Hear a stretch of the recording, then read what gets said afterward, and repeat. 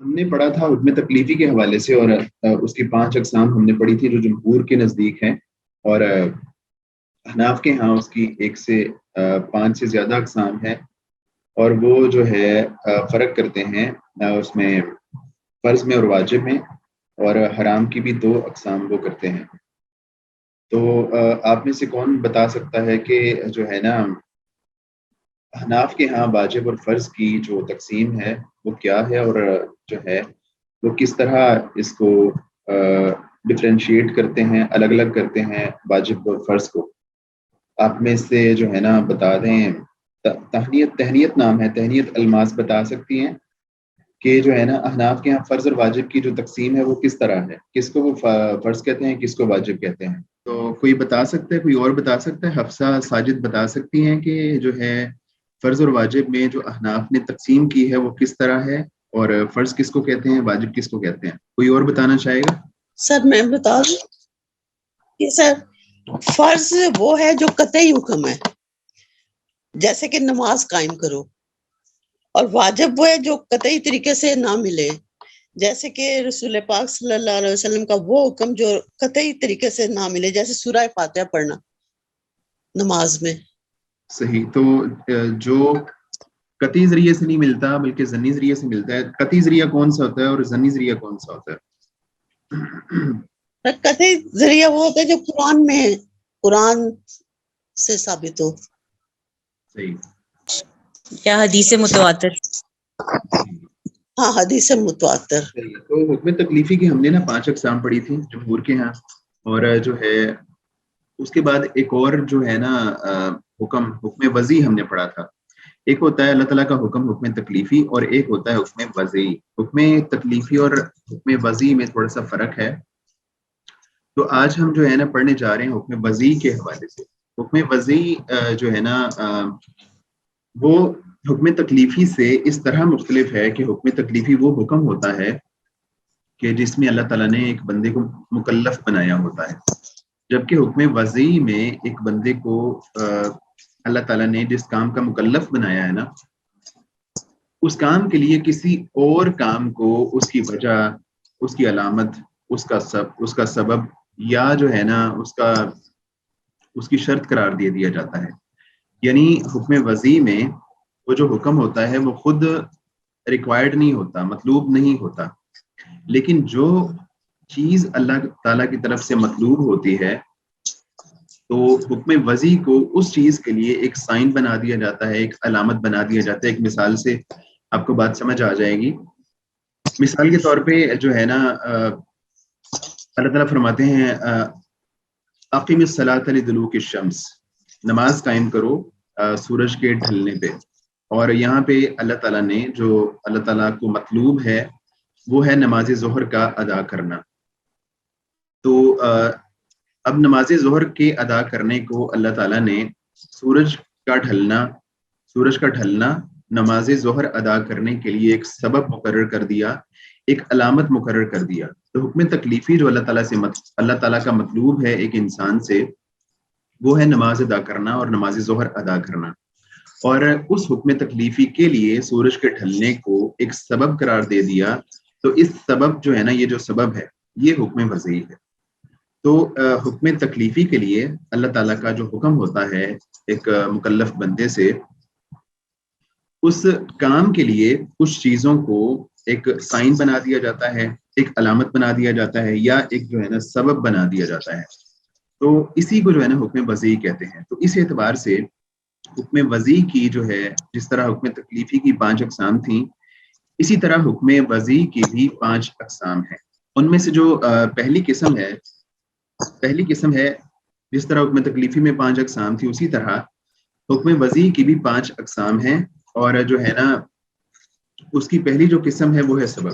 یعنی اللہ تعالیٰ ایک چیز کو دوسری چیز کا سبب بنا دیتے ہیں۔ جس طرح ہم نے تذکرہ کیا کہ جو ہے نا ظہر کی نماز پڑھنے کے لیے سورج کا ڈھلنا ایک سبب ہے۔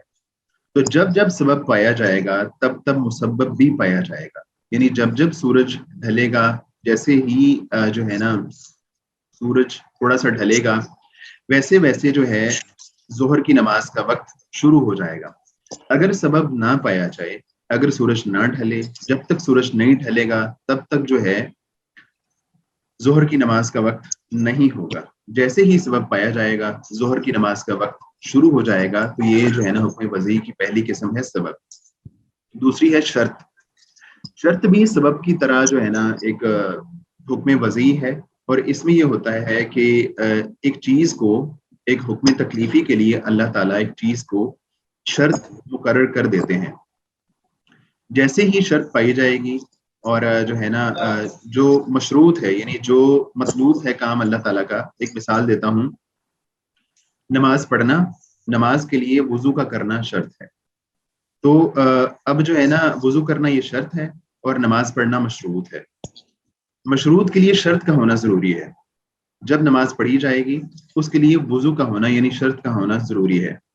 اگر ایک بندے نے نماز پڑھنی ہے لیکن وہ شرط کو پورا نہیں کر رہا، مشروط کو پورا کر رہا ہے، نماز پڑھ رہا ہے لیکن شرط کو پورا نہیں کر رہا اور وضو کے بغیر نماز پڑھ رہا ہے، تو اس کی نماز قبول نہیں ہوگی، اس کی نماز نہیں ہوگی۔ تو جو ہے نا حکم وضعی میں سے جو دوسری قسم ہے وہ ہے شرط، یعنی ایک چیز کو اللہ تعالیٰ ایک حکم تکلیفی کے لیے شرط مقرر کر دیتے ہیں، اور مشروط تب پورا ہوگا جب شرط پائی جائے گی۔ لیکن سبب میں اور شرط میں فرق یہ ہے کہ سبب میں یہ ہوتا ہے کہ جیسے ہی سبب پایا جاتا ہے تو مسبب لازمی ہوتا ہے، لیکن شرط اور مشروط میں فرق یہ ہے کہ جب شرط پائی جائے گی تو ضروری نہیں ہے کہ مشروط بھی پائی جائے۔ یعنی جب ایک بندہ وضو کرے گا تو لازمی نہیں ہے کہ وہ نماز پڑھے، یعنی جب وہ شرط پوری کر رہا ہے، وضو کر رہا ہے، تو وضو وہ کسی اور کام کے لیے بھی کر سکتا ہے، رات کو سونے سے پہلے وضو کر سکتا ہے، وہ ویسے ہی یعنی اپنے آپ کو باوضو رکھنے کے لیے وضو کر سکتا ہے۔ تو جب شرط پائی جائے گی تو لازمی نہیں ہے کہ مشروط پائی جائے، لیکن مشروط کے لیے، نماز پڑھنے کے لیے شرط کا ہونا ضروری ہے۔ تو سبب میں اور شرط میں یہ فرق ہے کہ جیسے ہی سبب پایا جائے گا مسبب لازمی ہوگا، جیسے ہی سورج ڈھلے گا ویسے ہی نماز پڑھنا ضروری ہو جائے گا، لیکن شرط میں یہ ہے کہ جب بندہ وضو کرے گا تو لازمی نہیں ہے کہ وہ مشروط کو ادا کرے، نماز کو ادا کرے۔ تو سبب میں اور شرط میں فرق یہ ہے۔ تیسری ہے معنی۔ حکم وضعی کی جو تیسری قسم ہے وہ ہے معنی۔ معنی میں یہ ہوتا ہے کہ اللہ تعالیٰ ایک حکم تکلیفی میں ایک چیز کو معنی قرار دے دیتے ہیں، رکاوٹ قرار دے دیتے ہیں۔ مثال کے طور پہ ایک جو شخص ہے وہ اپنے والد کا یا اپنے جو اس کے بڑے ہیں، اس کا چچا ہے یا جو بھی ہے، اس کا وہ وارث بنے گا، لیکن جو ہے نا اس میں کوئی چیز معنی اس طرح آ جاتی ہے کہ وہ اپنے والد کو خدا نخواستہ قتل کر دیتا ہے۔ تو جب وہ اپنے والد کو قتل کر دیتا ہے یا اپنے مورث کو، کسی بھی مورث کو قتل کر دیتا ہے، تو اب یہ چیز جو ہے نا اس کی وراثت میں رکاوٹ بن جائے گی۔ اب وہ جو ہے وارث نہیں بن سکتا۔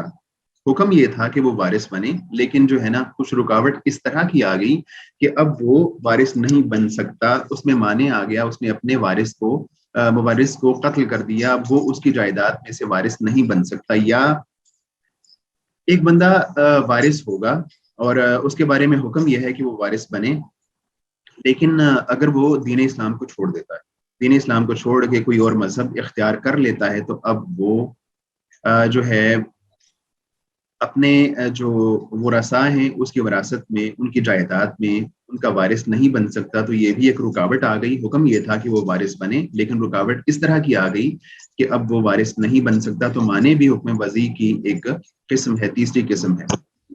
اس کے بعد ہے رخصت و عزیمت۔ چوتھی جو قسم ہے حکم وضعی کی وہ ہے رخصت و عزیمت۔ عزیمت کہتے ہیں جو حکم اللہ تعالیٰ نے انسانوں کو دیا ہے اس کو اسی طرح سے ادا کرنا۔ مثال کے طور پہ اللہ تعالیٰ نے نماز پڑھنے کا حکم دیا ہے تو نماز پوری پڑھنا۔ اللہ تعالیٰ نے اگر روزہ رکھنے کا حکم دیا ہے تو روزے کو رکھنا۔ اور رخصت یہ ہے کہ مثال کے طور پہ اگر ایک شخص جو ہے وہ سفر میں ہے تو وہ نماز کو قصر کر سکتا ہے، وہ 2 نمازوں کو جمع کر سکتا ہے۔ اسی طرح اگر وہ سفر میں ہے تو وہ روزے کو چھوڑ سکتا ہے، روزہ رکھنا اس کے لیے لازم نہیں ہے۔ تو یہ فرق ہے. عزیمت ہوتی ہے جو عام حالات کا حکم ہوتا ہے اس کو عزیمت کہتے ہیں. یعنی روزہ رکھنا عام حالات میں فرض ہے، اگر وہ بیمار نہیں ہے، عام حالات ہیں تو اس کے لیے روزہ رکھنا فرض ہے، ضروری ہے. لیکن اگر وہ سفر میں ہے اور اس کے لیے روزہ رکھنا مشکل ہے تو وہ روزے کو چھوڑ سکتا ہے، اور اللہ تعالیٰ نے یہ رخصت دی ہے، اور اللہ تعالیٰ نے اس کو جو ہے نا یہ جو ہے اجازت دی ہے کہ وہ روزے کو چھوڑ سکتا ہے، تو اس کو رخصت کہتے ہیں. عام حالات میں عمل کرنے کو عزیمت کہتے ہیں، اور خاص حالات میں ایک چیز پہ عمل کرنے کو یا چھوڑنے کو رخصت کہتے ہیں. تو یہ چوتھی قسم ہے حکم وضعی کی. اس کے بعد ہے پانچویں قسم حکم وضعی کی، صحت، فساد اور بطلان. صحت سے مراد ہے کہ انسان جو ہے نا اللہ تعالیٰ نے جو حکم دیا ہے اس کو پورے ارکان اور پورے شروط کے ساتھ ادا کرتا ہے، اور جو ہے اس میں کوئی کمی بیشی نہیں کرتا، اس کو ہم صحت کہتے ہیں. لیکن اگر وہ جو ہے جو حکم اس کو دیا گیا ہے اس کے یا تو شروط کو چھوڑ دیتا ہے یا ارکان کو چھوڑ دیتا ہے، تو اس صورت میں اس کو فساد یا بطلان کہتے ہیں. تو جمہور نے فساد اور بطلان میں کوئی فرق نہیں کیا، لیکن احناف نے فساد اور بطلان میں بھی فرق کیا ہے. وہ فرق کیا ہے ہم کتاب میں پڑھتے ہیں. سر دست آپ یہ سمجھ لیں کہ اگر ایک شخص جو اس کو حکم دیا گیا ہے اس کو پورے جو ہے نا ارکان کے ساتھ اور پورے شروط کے ساتھ ادا کرتا ہے تو اس کو ہم صحت کہتے ہیں. لیکن اگر وہ جو کام کر رہا ہے، یہ مائک سب کا شاید آف نہیں ہے، تو جو ہے نا اگر ایک شخص ایک کام کو پورے شروط اور ارکان کے ساتھ کر رہا ہے تو اس کو ہم کہتے ہیں صحت کہتے ہیں. اور اگر وہ ان ارکان اور شروط کو پورا نہیں کر رہا یا رکن کو چھوڑ رہا ہے یا شرط کو چھوڑ رہا ہے تو اس صورت میں اس کو ہم فساد یا بطلان کہتے ہیں. اور جو شرط ہے اور رکن ہے ان دونوں میں بھی ایک فرق یہ ہے کہ جو شرط ہوتی ہے، شرط میں یہ ہوتا ہے کہ جو ہے نا شرط ایک چیز کا ایسا حصہ ہوتا ہے جو اس کے ساتھ جو ہے نا سمجھ لیجیے اس کام کے اندر کا حصہ نہیں ہوتا، جبکہ رکن جو ہوتا ہے نا وہ اندر کا حصہ ہوتا ہے. مثال کے طور پہ ہم نے تذکرہ کیا وضو کا.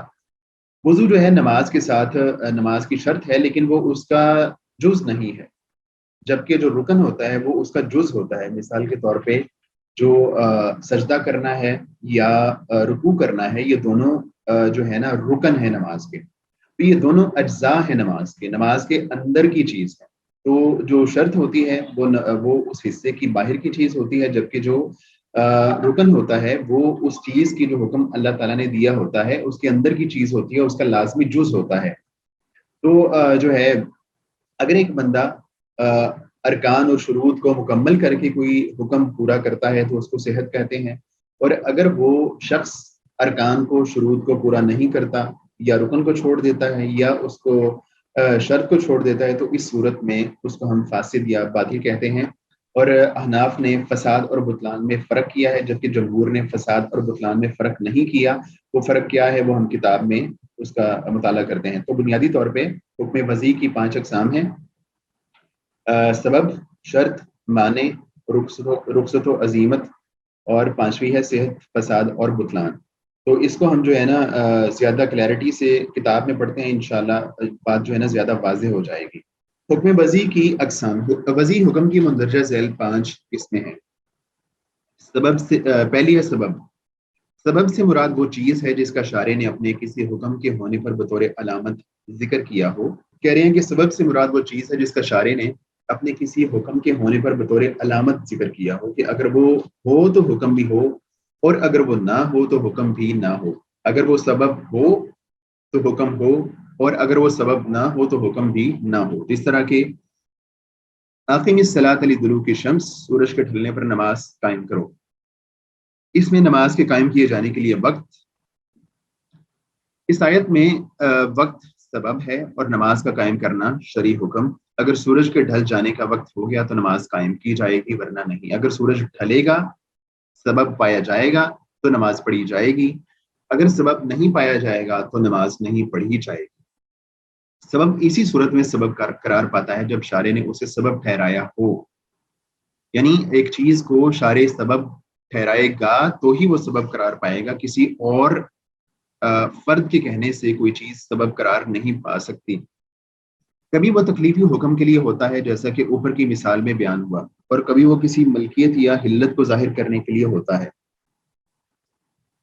جیسا کہ خرید و فروخت سے کوئی چیز کسی کی ملکیت میں آتی ہے, اور نکاح میں میاں بیوی ایک دوسرے کے لیے جائز تعلق رکھنے والے قرار پاتے ہیں. یعنی جیسے ہی جو نکاح ہے وہ سبب ہے, تعلقات قائم کرنے کے لیے جو ہے نا نکاح کا ہونا سبب ہے. وہ سبب پایا جائے گا تو اگلا حکم پایا جائے گا. اگر سبب نہیں پایا جائے گا, نکاح نہیں پایا جائے گا, تو اگلا حکم بھی نہیں پایا جائے گا. سبب کا تعلق کبھی آدمی کے اس فعل سے ہوتا ہے جس کی سمجھ آ رہی ہے بات کی, کوئی اشکال یا کوئی کنفیوژن آپ لوگوں کی؟ نہیں سر. جی اوکے. سبب کا تعلق کبھی آدمی کے اس فعل سے ہوتا ہے جس کی وہ طاقت رکھتا ہے, جیسے جان بوجھ کر قتل کرنا, اور اسی لیے یہ قتل قصاص کا سبب بنتا ہے. اور کبھی اس کا تعلق آدمی کے اس فعل سے نہیں ہوتا جس کی وہ طاقت رکھتا ہو. کبھی ایسا ہوتا ہے کہ وہ جو کام ہوتا ہے نا وہ آدمی کے اختیار میں ہوتا ہے, اور کبھی ایسا ہوتا ہے کہ آدمی کے اختیار میں نہیں ہوتا. مثال کے طور پہ جو ہے نا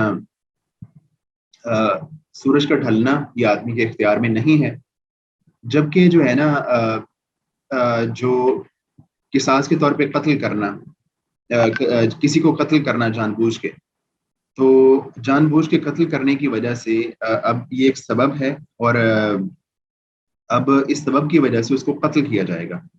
کبھی یہ ہوتا ہے کہ جو سبب ہوتا ہے نا وہ انسان کے اختیار میں ہوتا ہے, اور کبھی وہ انسان کے اختیار میں نہیں ہوتا. سورج کا ڈھلنا انسان کے اختیار میں نہیں ہے, جبکہ قتل کرنا وہ انسان کے اختیار میں ہے, وہ اس کی طاقت رکھتا ہے. سبب کا تعلق آدمی کے اپنے فعل سے ہو یا نہ ہو, اگر وہ پایا جائے گا تو اس پر حکم بہرحال مرتب ہو جائے گا, چاہے وہ اسے پسند کرے یا نہ کرے. سورج ڈھلے گا تو نماز پڑھنی ہی پڑے گی. چنانچہ جو شخص سفر کرے گا اسے روزہ نہ رکھنے کی اجازت ہے, چاہے وہ اس کا قصد کرے یا نہ کرے. اور جو شخص شادی کرے گا اس کے ذمہ مہر اور بیوی کا خرچہ ضروری ہو جائے گا, چاہے وہ یہ کہے کہ میرے ذمہ نہ مہر ہے اور نہ خرچہ.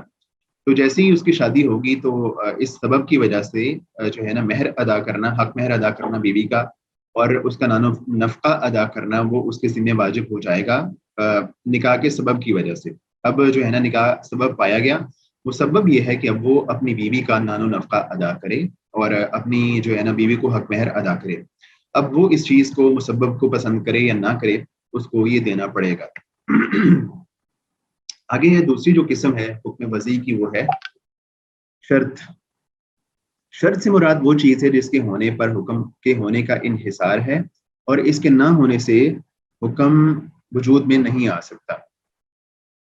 جس کے ہونے پر حکم کے ہونے کا انحصار ہے اور اس کے نہ ہونے سے حکم وجود میں نہیں آ سکتا. ایک بندہ جو ہے نا نماز پڑھنا چاہتا ہے تو اس کا انحصار اس چیز پہ ہے کہ وہ وضو کرے, اور اگر وہ وضو نہیں کرتا تو جس طرح وہ کہہ رہے ہیں کہ اس کے نہ ہونے سے حکم وجود میں نہیں آ سکتا. اگر وہ وضو نہیں کرے گا, شرط پوری نہیں کرے گا, تو اس کا جو حکم ہے نماز پڑھنا وہ وجود میں نہیں آ سکتا, اس کا نماز پڑھنا صحیح نہیں ہوگا. لیکن یہ ضروری نہیں ہے کہ جس طرح ہم نے پہلے تذکرہ کیا, اس کو غور سے سنیے گا, لیکن یہ ضروری نہیں ہے کہ جب وہ ہو تو حکم بھی ضرور وجود میں آئے.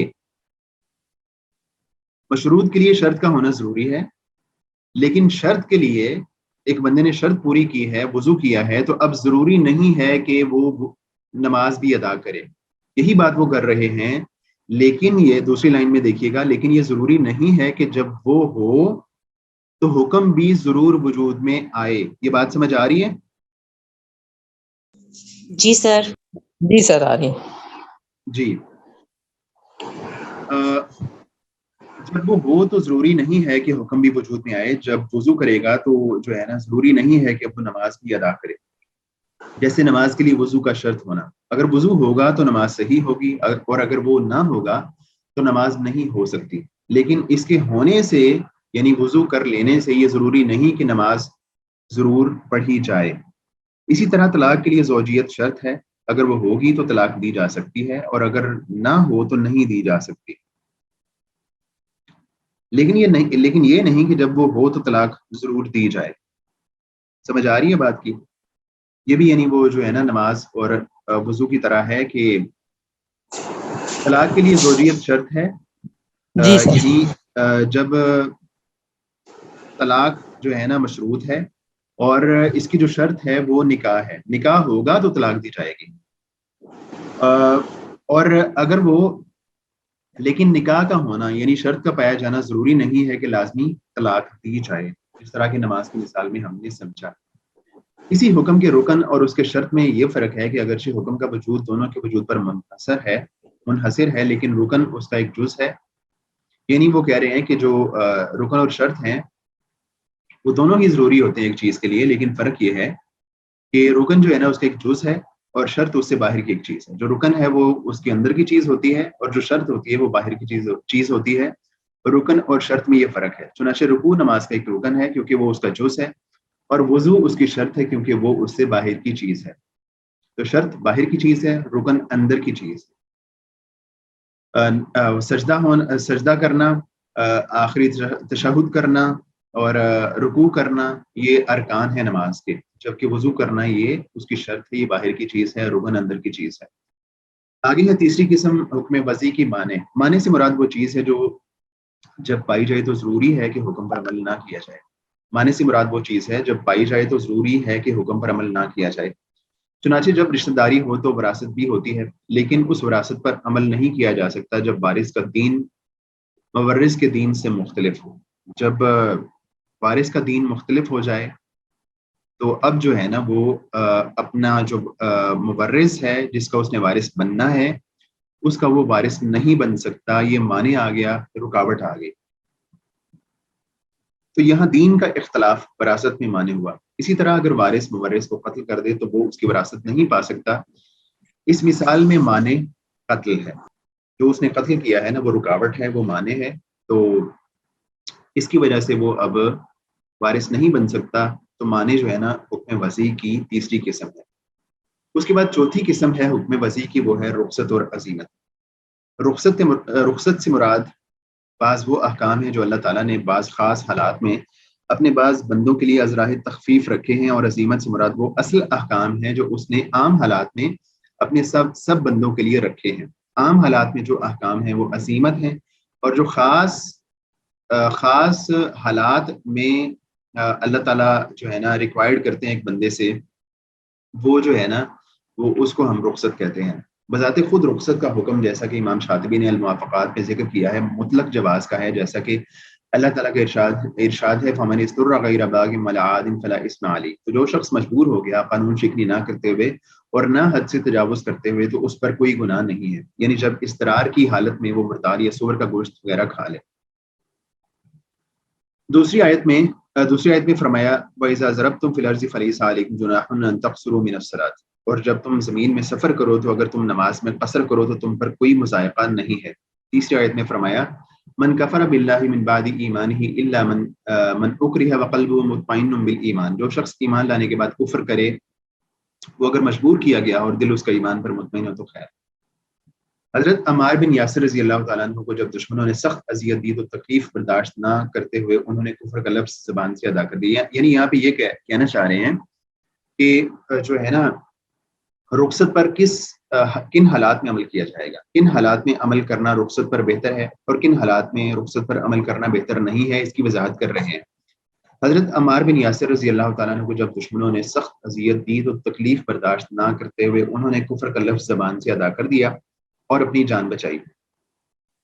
نبی صلی اللہ علیہ وسلم نے جب ان سے ان کا حال دریافت فرمایا تو کہنے لگے کہ میرا حال تو بہت برا ہے، کیونکہ ان لوگوں نے مجھے اس وقت تک نہیں چھوڑا جب تک میں نے آپ کی شان مبارک میں بے ادبی کا لفظ زبان سے ادا نہیں کر دیا اور ان کے معبودوں کا کلمہ خیر سے ذکر نہیں کر دیا. رسول اللہ صلی اللہ علیہ وسلم نے فرمایا تمہارے دل کا کیا حال کیسا رہا؟ کہنے لگے وہ تو ایمان پر مطمئن تھا. فرمایا اگر وہ دوبارہ تمہارے ساتھ ایسا کرے تو تم پھر ایسا کر سکتے ہو.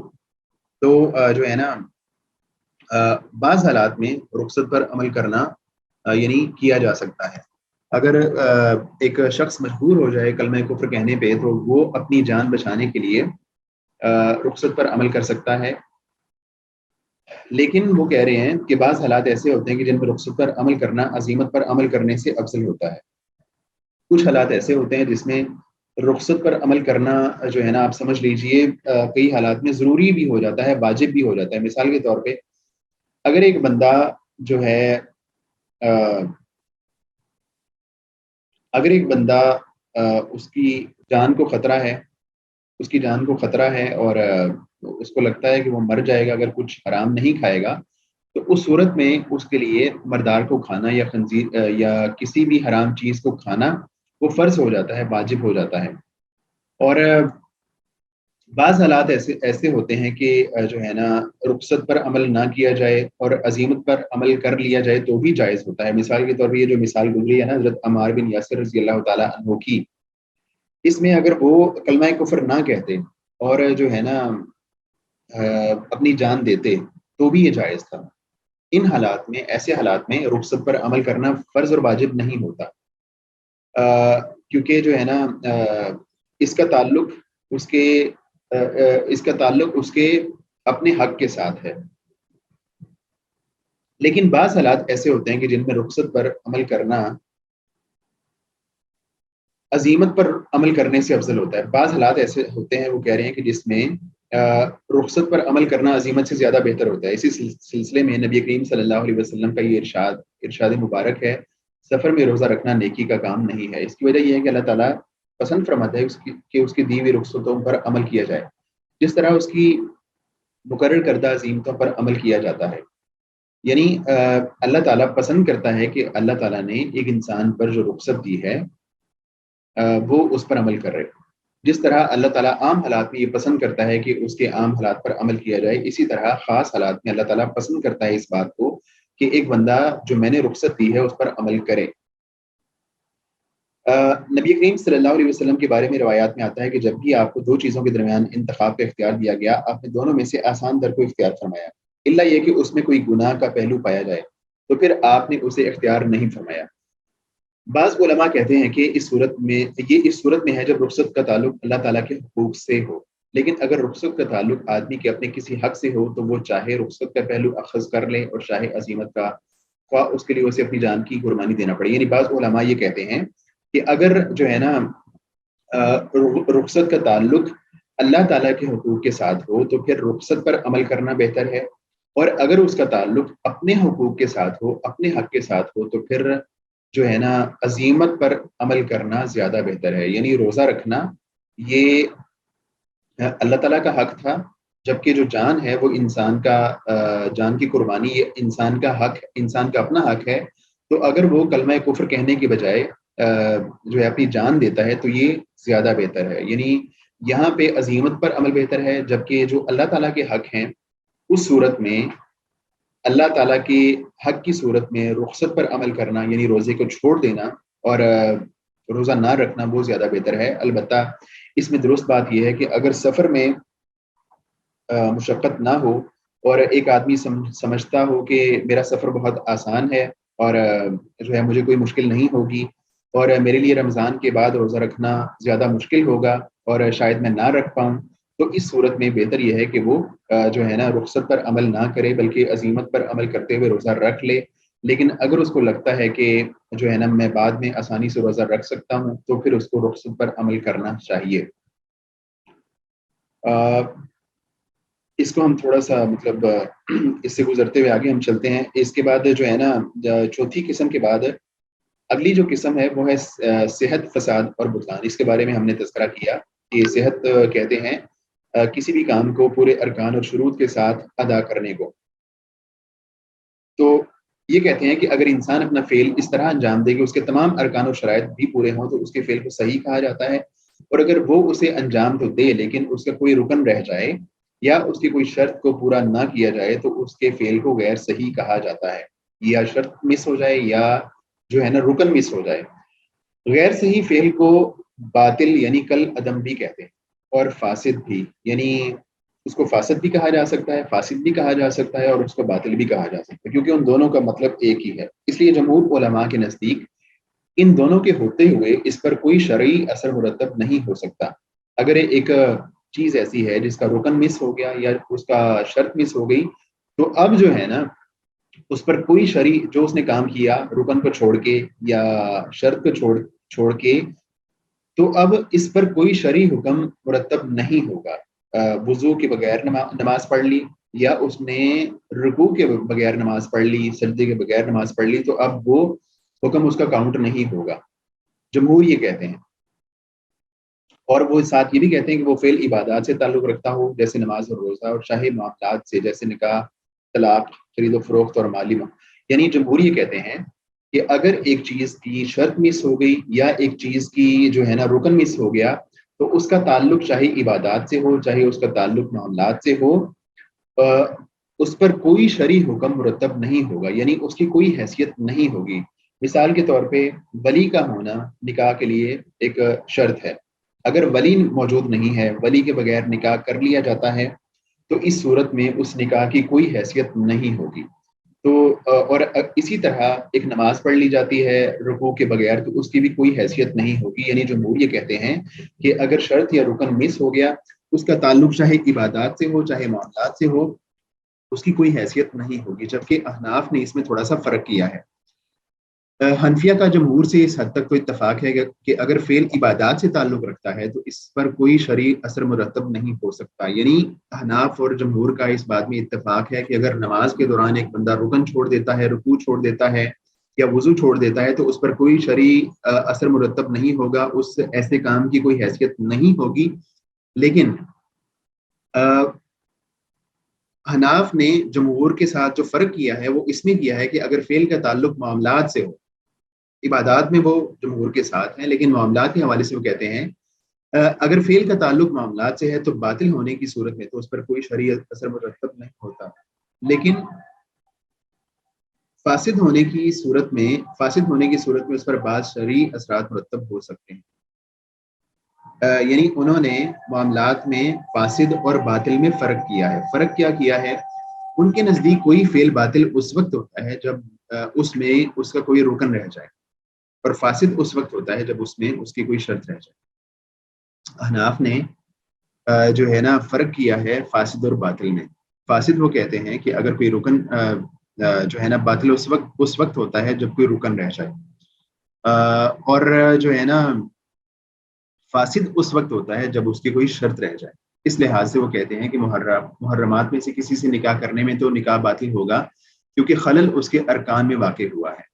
اگر یعنی ایک بندہ اپنے کسی محرم خاتون سے شادی کر لیتا ہے، خدا نخواستہ خالہ سے، پھوپھو سے شادی کر لیتا ہے، تو وہ کہتے ہیں یہ نکاح باطل ہوگا کیونکہ جو ہے نا اس کے جو ارکان ہے اس میں خلل واقع ہو گیا ہے. لیکن بغیر گواہوں کے نکاح میں نکاح باطل نہیں ہوگا بلکہ فاسد ہوگا. اگر جو ہے نا ایک بندے نے بغیر گواہوں کی شادی کر لی تو اب وہ کہتے ہیں یہ والا جو معاملہ ہے نا اس کو ہم باطل نہیں کہیں گے، اس کو ہم فاسد کہیں گے. فاسد اس لیے کہیں گے کیونکہ جو نکاح کے ارکان ہے نا، نکاح کے ارکان میں کوئی مسئلہ واقع نہیں ہوا، بلکہ مسئلہ جو واقع ہوا ہے نا وہ نکاح کی شروط میں واقع ہوا ہے. یعنی گواہوں کا ہونا وہ شرط ہے نکاح کے لیے. تو اگر شرط پوری نہیں ہوئی تو اس کو ہم فاسد کہیں گے، باطل نہیں کہیں گے. تو وہ معاملات میں فاسد اور باطل کی تفریق کرتے ہیں. باطل اس کو کہتے ہیں جس کا رکن مس ہو جائے، اور فاسد اس کو کہتے ہیں جس کی شرط مس ہو جائے. تو جو ہے نا یعنی آپ یہ سمجھ سکتے ہیں کہ باطل ان کے ہاں ایک بڑی چیز ہے، فاسد اس سے ذرا کم درجے کی چیز ہے. تو اگر ایک بندے نے محرمات سے نکاح کیا تو وہ تو باطل سمجھا جائے گا، اس کی کوئی حیثیت نہیں ہوگی. لیکن اگر ایک بندے نے شرط کو چھوڑ دیا، گواہوں کے بغیر نکاح کر لیا، تو یہ باطل نہیں ہے، یہ فاسد ہے. یعنی اس کا نکاح شمار ہو جائے گا، اس کو ہم نکاح سمجھیں گے. ایسا نکاح کرنے والا چاہے کتنا گناہ گار ہو لیکن اس کے نکاح کو نکاح مانا جائے گا، اور اس پر بعض شرعی اثرات مرتب ہوں گے، جیسے کہ عورت کو مہر دیا جائے گا، وہ عدت گزارے گی، اور اگر بچہ ہو جائے تو اس کا نسب تسلیم کیا جائے گا. حنفیہ کے نزدیک معاملات میں باطل تو آپ سمجھ رہے ہیں نا، یعنی جمہور نے یا جمہور اہل سنت نے فاسد اور باطل میں کوئی فرق نہیں کیا. ان کے ہاں فاسد اور باطل کی کوئی تفریق نہیں ہے. اگر گواہ نہیں پائے جائیں گے، گواہوں کے بغیر نکاح کر لیا جائے گا، تو اس صورت میں بھی نکاح باطل اور فاسد ہوگا. اور اگر محرمات سے نکاح کر لیا جائے گا تو بھی نکاح فاسد اور باطل ہوگا، اس کی کوئی حیثیت نہیں ہوگی. گواہوں کے بغیر شادی کرنے کی بھی کوئی حیثیت نہیں ہوگی. لیکن احناف نے باطل اور فاسد میں فرق کیا ہے. باطل وہ کہتے ہیں جس میں رکن مس ہو جائے، جس طرح محرمات سے نکاح کرنا، اور فاسد وہ کہتے ہیں گواہوں کے بغیر نکاح کرنا. اگر گواہوں کے بغیر نکاح ہو گیا، اس میں شرط چونکہ مس ہے تو اس پر شرعی اثر مرتب ہوگا. تو یہ کام کرنا، گواہوں کے بغیر نکاح کرنا کوئی اچھا کام نہیں ہے ان کے نزدیک، لیکن اس کو مان لیا جائے گا. ابھی جو ہے ہماری جو یہ میٹنگ ہے 40 منٹ کی، اس کا ٹائم ختم ہو رہا ہے، تو ہم دوبارہ جو ہے جوائن کرتے ہیں. یہ ہمارا ایک ٹاپک مکمل ہوا ہے. اس کے بعد جو محکوم فی اور محکوم علیہ ہے اس کو بھی ہم نے پڑھنا ہے، اور اگلے جو 15-20 منٹ ہیں ہمارے پاس ان میں انشاءاللہ ہم جو اگلی 2 بحثیں ہیں نا اس کو ہم دیکھتے ہیں. اور دوبارہ آپ جوائن کر لیجئے جلدی سے. جزاک اللہ خیر.